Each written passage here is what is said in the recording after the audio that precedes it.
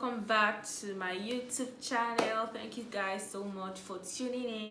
Welcome to the next episode of Story Time with Eunice, and I'm so happy, I'm so excited about how this is going. Thank you guys so much for all of your engagement. Thank you for the views and everything. Thank you guys so much. So please, if you are yet to watch the first episode, please, I don't know if this is going to be the second or whatever. If you're anyone you've missed, just go and check and make sure you catch up with them, because so far it has been amazing, to be honest. So please subscribe to this channel if you're yet to subscribe, like this video, share with a friend and a loved one, please, because we want to keep growing. We want to grow. Yeah, let's move on. Backdrop right to when I gave my life to Christ in secondary school. It's amazing how this story has to always be with but I don't have any other life apart from like my work with God and so many other things. Like, it's all encompassing, right? It's just like God and then every other thing around it. Okay. So when I gave my life to Christ, if you've watched my Trusting God for a Life Partner, you would know how I gave my life to Christ. I went myself to say, okay, you know what, I want to give my life to Christ. So the person that I went to meet, that I wanted to give my life to Christ, somehow I had an issue with the person, and I'm going to tell you guys all about it. So it happened that in school, this young man, quite he's not like so young, he told me, he started like telling me that, oh, there's something he wants to tell me, but he would rather wait for God to tell me first, and then he would tell me, because I was already in, I think I was, that period I was like in SS3, like we're trying to round up and then graduate from school, that he will wait for God to tell me, and then he's going to tell me like when I'm leaving. And something about me, I've always had the gift of sensitivity, of discernment. I just know things without being told, to be honest, even though sometimes it can be somehow, because sometimes when my husband wants to surprise me, like I would just already know. So that was going on, and somehow I knew what the man was going to tell me. There was a time I had a dream that I think I gave him a corn or something. This man was interpreting it that I'm giving him children.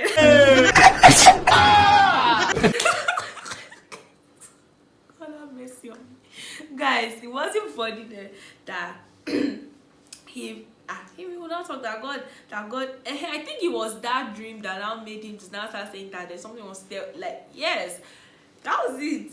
So that he's going to tell me more about it, like when I'm leaving. I think obviously because he didn't want people to know, people around us, because it was we had like a fellowship. Remember, we didn't want people in the fellowship to know about this, right? To know, because maybe I'll go and tell my friends that I see this man who is asking me out, telling me to be his wife and all that. So that was happening, and I already knew. So when I figured it out, I started giving him a bit of distance. Like I said, because I didn't want the word to come out from him, because I saw him as a mentor. Okay. So, you led me to Christ. You prayed for me. I got filled with the Holy Spirit. He was a pastor at the time. Like, he was our teacher, and then he was combining it with pastoral whatever in his church. So, and then he would tell me about like the grace of God on my life and all of that. I had like, I'm going to talk about like 3 of them, or maybe 2 of them in this video. So that was happening close to when we're going to leave school. I think he now told me one day in his office that God is leading him, that I'm his wife. I said, oh God, you. And now this man, he was of the opinion that you cannot wear jewelry, you cannot wear trousers. Even though I was already doing that, not because I wanted to be his wife, or because he had made us to see God in this, the way you dress and all of that. So we're doing this righteousness something. Like, I went home, I burnt all of my trousers. My mommy was like, trousers that you did not buy, you bought. Wait so that when you start making your money, you buy your trousers and burn. I told my mommy to take off her jewelries. I was not using earrings, I wasn't using trousers. Like, guys, I was looking like a for a lack of better word, even deeper lifers were looking better than me. I was looking miserable. I was still like going with the flow, right? Of course, he wasn't waiting for me to respond immediately, right? So I was going with the flow because obviously he was our mentor. He was the one leading our group of righteous, I don't know the words, but you get the picture. So I was going with the flow, and then I think when I wrote my JAMB to go to the university, I didn't pass. And then my mom was talking about me going to a private university, and of course I told him because he was like my mentor. He wasn't like he was my mentor at the time. He was not like, no, because obviously he didn't go to like a proper university, right? So he was now saying that that he's not seeing God leading me. And it's amazing how these men are always God leading, that he's seeing God leading me to a lower institution, more like a college of education. If you're in Nigeria, you get the jege. God leading me to a college of education. A whole me, Eunice, me. I'm not looking down on people going to college of education, right? Because of course it's better to go to any of these other institutions. Are not going to school at all. But he was coming from a point that I deserve the little things of life. Meanwhile, God has called me to live the higher life in Christ and a better life. All because he was looking for a wife that would be in his class. A whole me like this. Banana brain. Now wow, I was young at heart, but God gave me sense right from that time. So I was like, okay, now this is what's gonna happen. This is what's gonna happen. I'm going to like detach myself from this man absolutely, but not now. I already knew what I wanted. So this man will always like, he'll be checking up on me, calling me in school, doing this, doing that, telling me about the future, all of those and all that. I'm like, oh wow. Even when people go to report things to him, like student misbehaving, he will call me to advise the girls and all that. Earring like pastor, Mrs. and pastor, that kind of thing. Hey God, so that's how for me pastor wife. Hey. So that was happening, and I want to be fast with this story because I don't want this to be so long. When I turned 16 was when I was already like rounding up with my exams. So that during that time, I did my birthday. My mom made jota for me. I shared to every other person, even the teachers that were so social that he didn't like. I gave them all. I didn't give him. So what? So what? He now reported me that what did he do?